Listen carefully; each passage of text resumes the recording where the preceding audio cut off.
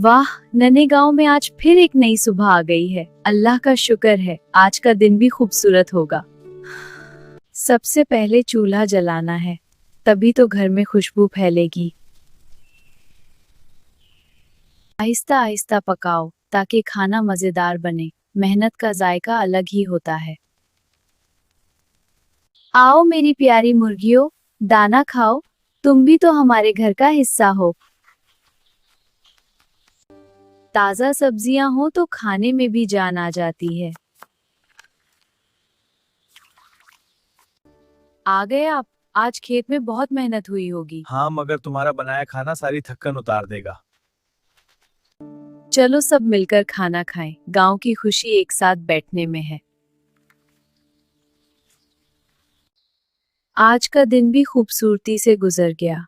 कल फिर एक नई कहानी शुरू होगी।